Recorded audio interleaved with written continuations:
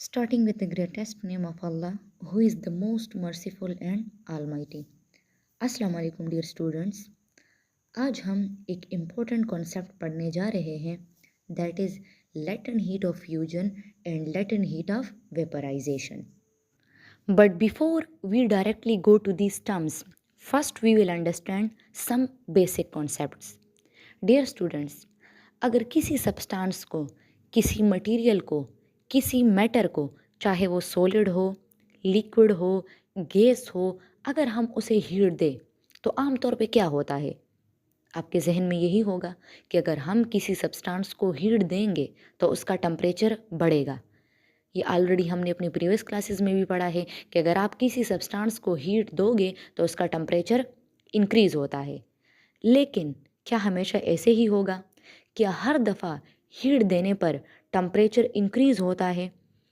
इसी सिचुएशन को एक्सप्लेन करने के लिए हम एक नया कॉन्सेप्ट इंट्रोड्यूस करते हैं जिसे कहते हैं latent heat. Latent heat is the heat energy absorbed or released by a substance without any change in temperature.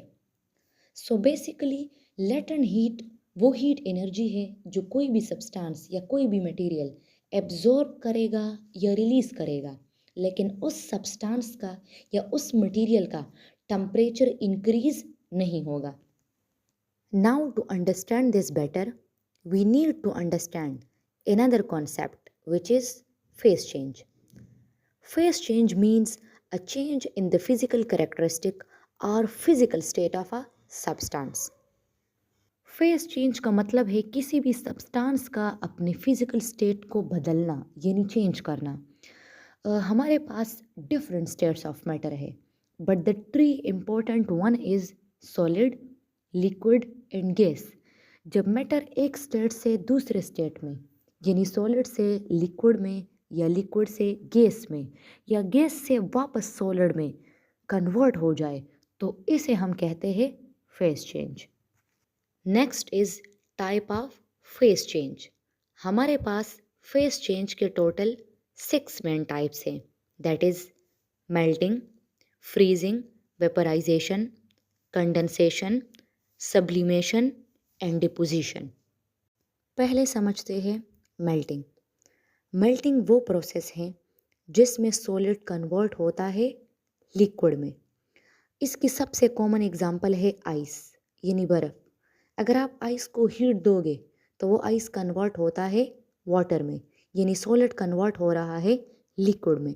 तो इस प्रोसेस को हम बोलते हैं melting. Second type is freezing. Freezing वो प्रोसेस है जिसमें लिक्विड कन्वर्ट होता है सॉलिड में यानी फ्रीजिंग मेल्टिंग का उलट है। इसकी जो एग्जांपल है वो है हमारे पास वाटर। फॉर एग्जांपल अगर आप वाटर को रेफ्रिजरेटर में रखोगे तो हमारे पास क्या होगा कि वाटर का टेम्परेचर कम होगा। जब वाटर का टेम्परेचर कम होगा तो वो कन्वर्ट होगा सॉलिड में। फिर आपको ये भी पता है कि हर एक टेम्परेचर पे वाटर सॉलिड में कन्वर्ट नहीं होता, एक स्पेसिफिक टेम्परेचर उसको रिक्वायर होगा। वाटर को सॉलिड में कन्वर्ट करने के लिए आप उसका टेम्परेचर कम करोगे। अगर आप वाटर का टेम्परेचर 0 डिग्री सेंटीग्रेड तक कम करो तो उससे क्या होगा, वाटर कन्वर्ट हो जाएगा आइस में। यानी ये वो फिनोमेना है जिसमें लिक्विड कन्वर्ट होता है सॉलिड में। तो इस फिनोमेना को या इस प्रोसेस को हम कहते हैं फ्रीजिंग, जिसमें लिक्विड कन्वर्ट हो जाए सॉलिड में। The third one is vaporisation. Vaporisation वो प्रोसेस है जिसमें लिक्विड कन्वर्ट होता है गैस में। हम वही वाटर की एग्जांपल लेंगे। अगर आप वाटर को हीट दोगे, मतलब अगर आप वाटर को 100 डिग्री सेंटीग्रेड तक बॉईल करोगे तो 100 डिग्री सेंटीग्रेड तक बॉईल करने के बाद अगर आप मज़ीद हीट दोगे वाटर को तो फिर वो कन्वर्ट होगा गैस में। तो वो प्रोसेस जिसमें लिक्विड यानी वाटर कन्वर्ट हो जाए गैस में, वेपर्स में, स्टीम में, तो इस प्रोसेस को हम कहते हैं वेपराइजेशन। कंडेंसेशन। जिस तरह हमने पढ़ा कि फ्रीजिंग मेल्टिंग एक दूसरे के अपोजिट प्रोसेस हैं, same condensation is the opposite process of vaporisation. Vaporisation में लिक्विड गैस में कन्वर्ट हो रहा था, तो कंडेंसेशन क्या है? ये वो प्रोसेस है जिसमें गैस कन्वर्ट होगा लिक्विड में। लेकिन वेपराइजेशन और कंडेंसेशन में हमारे पास डिफरेंस ये है कि वेपराइजेशन में आप लिक्विड को गैस में कन्वर्ट करने के लिए आप उसे हीट दे रहे थे। अब कंडेंसेशन में अगर हमने गैस को लिक्विड में कन्वर्ट करना है तो गैस को लिक्विड में कन्वर्ट करने के लिए आप उससे हीट को रिलीज करोगे। तो आपने एक सिंपल सा रूल याद रखना है कि जब भी सॉलिड लिक्विड में या लिक्विड गैस में कन्वर्ट होता है तो सॉलिड को लिक्विड में या लिक्विड को गैस में कन्वर्ट करने के लिए आप उसे हीट दोगे, मतलब हीट एब्जॉर्ब होती है। और अगर आप गैस को लिक्विड में या लिक्विड को सॉलिड में कन्वर्ट करोगे तो इस प्रोसेस में क्या होगा, इस प्रोसेस में हमारे पास हीट रिलीज होगी। Next is sublimation. सब्लिमेशन वो प्रोसेस है जिसमें सॉलिड डायरेक्टली गैस में कन्वर्ट होता है, यानी इस प्रोसेस में सॉलिड बिना लिक्विड बने गैस में डायरेक्टली चेंज हो जाता है। इसकी एग्जांपल है हमारे पास dry ice. Dry ice room temperature पर डायरेक्टली गैस में कन्वर्ट होता है। इस प्रोसेस को हम बोलते हैं सब्लिमेशन, जिसमें सॉलिड डायरेक्टली कन्वर्ट होता है गैस में। The last one is deposition. Deposition वो प्रोसेस है जिसमें गैस डायरेक्टली सॉलिड में कन्वर्ट होती है, यानी इस प्रोसेस में गैस बिना लिक्विड बने सीधा सॉलिड में कन्वर्ट हो जाता है। ये सब्लिमेशन का बिल्कुल अपोजिट प्रोसेस है। Now the important question is what role does latent heat play in phase change. Latent heat phase change का एक इम्पोर्टेंट पार्ट है। जब भी कोई सब्सटेंस अपनी स्टेट चेंज करता है, फॉर एग्जांपल आइस मेल्ट होकर वाटर या वाटर बॉयल होकर स्टीम में कन्वर्ट होता है, तो इस प्रोसेस के दौरान टेम्परेचर बिल्कुल चेंज नहीं होता। इवन दो हम उसे कंटिन्यूसली हीट सप्लाई कर रहे होते हैं, लेकिन फिर भी टेम्परेचर इंक्रीज नहीं होता। अब यह एक इम्पोर्टेंट क्वेश्चन अराइज होता है, अगर हीट दी जा रही है और वो हीट टेम्परेचर चेंज नहीं कर रही, टेम्परेचर इंक्रीज नहीं कर रही, तो वो हीट जा कहाँ रही है? इसका आंसर ये है कि ये सारी हीट लेटेंट हीट के फॉर्म में यूज़ हो रही होती है। लेटेंट हीट का काम टेम्परेचर इंक्रीज करना नहीं होता, बल्कि ये सब्सटेंस के मॉलिक्यूल के दरमियान जो इंटर मॉलिक्यूलर फोर्सेस होती हैं उन्हें ब्रेक करने में या उन्हें बनाने में हेल्प करती है। जब हम मेल्टिंग, वेपोराइजेशन और सब्लिमेशन की बात करते हैं तो सब्सटेंस हीट एब्जॉर्ब करता है ताकि पार्टिकल के बॉन्ड्स ब्रेक हो सके और स्टेट चेंज हो सके। इसी तरह जब फ्रीजिंग, कंडेंसेशन और डिपोजिशन होती है तो सब्सटेंस हीट रिलीज करता है, क्योंकि पार्टिकल दोबारा क्लोज आकर बॉन्ड्स बना सके। इसलिए हम कहते हैं कि जो लेटेंट हीट होती है वो टेम्परेचर इंक्रीज करने के लिए यूज़ नहीं हो रही होती, बल्कि वो स्टेट चेंज करवाने के लिए यूज़ हो रही होती है। लेटेंट हीट के बगैर कोई भी फेज चेंज पॉसिबल नहीं है। अब हम स्पेसिफिकली बात करते हैं लेटेंट हीट ऑफ फ्यूजन की। Latent heat of fusion is the amount of heat required to convert a given mass of a substance from solid state to liquid state at its melting point without any change in its temperature. Latent heat of fusion वो heat energy होती है जो किसी solid को उसके melting point पर liquid में convert करने के लिए रिक्वायर्ड होती है बिना टेम्परेचर चेंज किए। फ्यूजन का मतलब होता है मेल्टिंग, इसलिए इसे लेटेंट हीट ऑफ मेल्टिंग भी कहा जाता है। अब इसे एक एग्जाम्पल से समझते हैं। मिसाल के तौर पर आइस को कंसिडर करो। आइस 0 डिग्री सेंटीग्रेड पर मेल्ट होती है। अब अगर हम 0 डिग्री सेंटीग्रेड वाली आइस को हीट देना स्टार्ट करें तो वो फ़ौरन वाटर में कन्वर्ट नहीं होती। सबसे पहले आइस को latent heat of fusion absorb करनी पड़ती है। ये हीट किस लिए यूज़ होती है? ये हीट आइस के मॉलिक्यूल के दरमियान जो स्ट्रॉन्ग इंटरमॉलिक्यूलर फोर्सेस होती है उन्हें ब्रेक करने में यूज़ होती है। जब तक ये बॉन्ड्स ब्रेक नहीं होते आइस लिक्विड स्टेट में कन्वर्ट नहीं होता। इसलिए जब तक सारी आइस मेल्ट नहीं हो जाती टेम्परेचर 0 डिग्री सेंटीग्रेड पर ही रहता है, टेम्परेचर इंक्रीज नहीं करता। डियर स्टूडेंट्स, यहाँ पर एक और टर्म यूज़ हुआ है, that is specific latent heat of fusion. यह स्पेसिफिक का मतलब है पर यूनिट मास, यानी per 1 kg. So specific latent heat of fusion is the amount of heat energy required to convert a unit mass of a substance or 1 kg mass of a substance from solid state to liquid state at its melting point without any change in its temperature.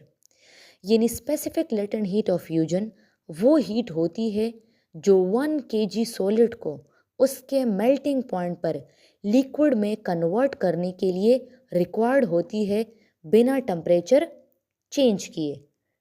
Simple words में ये एक fixed value होती है जो बताती है कि 1 kg substance को मेल्ट करने के लिए कितनी हीट चाहिए। कंसिडर करते हैं एक एग्जांपल। आइस की जो specific latent heat of fusion होती है वो है 334 किलो जाउल पर केजी। इसका मतलब ये है कि 1 kg आइस को 0 डिग्री सेंटीग्रेड पर वाटर में कन्वर्ट करने के लिए 334 किलो जाउल हीट रिक्वायर्ड होती है और इस प्रोसेस के दौरान टेम्परेचर 0 डिग्री सेंटीग्रेड ही रहता है, टेम्परेचर चेंज नहीं होता। अगर हम इन दोनों टर्म्स को समराइज करें तो latent heat of fusion total heat होती है जो किसी भी मास को मेल्ट करने के लिए चाहिए होती है, जबकि specific latent heat of fusion वो हीट होती है जो सिर्फ 1 kg सब्सटेंस के लिए रिक्वायर्ड होती है। अब हम इस कॉन्सेप्ट को मैथमेटिकल फॉर्म में डिराइव करते हैं। डियर स्टूडेंट, आप सब ने ऑब्ज़र्व किया होगा कि जितना ज़्यादा मास होगा उतनी ज़्यादा हीट रिक्वायर्ड होगी उस मास को मेल्ट करने के लिए।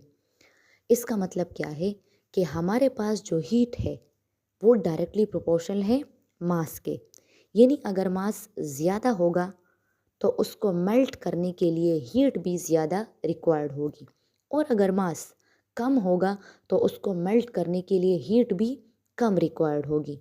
तो हम लिख सकते हैं ना कि Q क्या है, Q is directly proportional to M। अब इस प्रोपोर्शनलिटी को रिमूव करने के लिए हम एक कांस्टेंट इंट्रोड्यूस करते हैं। So we write Q is equal to M LF। यहाँ पर जो कांस्टेंट हमने इंट्रोड्यूस किया है वो है LF, और इसी LF को कहा जाता है specific latent heat of fusion. इसको नाम दो इक्वेशन 1 का। अब आप इसी इक्वेशन 1 को इस LF के लिए अरेंज करो तो हमारे पास बनेगा LF is equal to del Q divided by M। अब इसको नाम दो इक्वेशन 2 का। इस इक्वेशन 2 को कहा जाता है specific latent heat of fusion. अगर हम इसके यूनिट की बात करें तो इसके फार्मूले से हम यूनिट निकाल सकते हैं। अगर आप इक्वेशन 2 को देखो तो इक्वेशन 2 हमारे पास किसके इक्वल है, इक्वेशन 2 में ये जो L है जिसे हमने specific latent heat of fusion कहा है ये इक्वल है Q बाय M के। तो आपको पता है कि डेल Q क्या है, ये हीट है और हीट का यूनिट हमारे पास है जाउल, और M क्या है, M इज़ मास और मास का यूनिट है kg। So the SI unit of specific latent heat of fusion is joule पर kg। अब हम इस लेक्चर का लास्ट इम्पोर्टेंट पार्ट डिस्कस करते हैं जो है लेटेंट हीट ऑफ वेपोराइजेशन और specific latent heat of vaporisation. Latent heat of vaporisation, it is the amount of heat energy required to convert a given mass of a substance from liquid state to gaseous state without any rise in its temperature. Latent heat of vaporization वो heat energy होती है जो किसी liquid को उसके boiling point पर gas में convert करने के लिए रिक्वायर्ड होती है without any change in temperature. For example, water at 100 degree centigrade convert into steam at 100 degree centigrade. अब यह भी एक इम्पोर्टेंट ऑब्जर्वेशन है, जब तक वाटर कंप्लीटली स्टीम में कन्वर्ट नहीं हो जाता टेम्परेचर 100 डिग्री सेंटीग्रेड ही रहता है, even though heat continuously supply की जा रही होती है। इसका रीज़न भी यही है, जो हीट सप्लाई हो रही होती है वो टेम्परेचर इंक्रीज करने के लिए यूज़ नहीं होती, बल्कि ये हीट लिक्विड के पार्टिकल को सेपरेट करने में यूज़ होती है ताकि वो गैस स्टेट में मूव कर सके। इस प्रोसेस में मॉलिक्यूल के दरमियान अट्रैक्शन ऑलमोस्ट कंप्लीटली ब्रेक हो जाता है। अब आते हैं लास्ट टर्म पर, that is specific latent heat of vaporisation. यह भी स्पेसिफिक का मतलब वही है जो हमने specific latent heat of fusion में पढ़ा, that is per unit mass या 1 kg mass. So it is the amount of heat required to convert 1 kg of liquid into vapour at its boiling without any change in temperature. अगर हम इसके mathematical form की बात करें तो इस process के लिए भी वही रिलेशन अप्लाई होता है जो हमने लेटेंट हीट ऑफ फ्यूजन के लिए पढ़ा, that is Q is equal to ML। लेकिन previous latent heat of fusion में हमने लिखा था कि डेल Q जो है वो इक्वल है MLF के। यहाँ पर डिफरेंस शो करने के लिए हम लिखेंगे कि ये जो डेल Q है ये बराबर है MLV के। यहाँ पर LV का मतलब क्या है? LV का मतलब है specific latent heat of vaporization. Unit भी सेम होगा, जिस तरह specific latent heat of fusion का यूनिट था जाउल पर केजी, सेम वेपराइजेशन का भी यूनिट होगा जाउल पर kg. Dear students, that's all for today. Thank you. अल्लाह हाफिज़।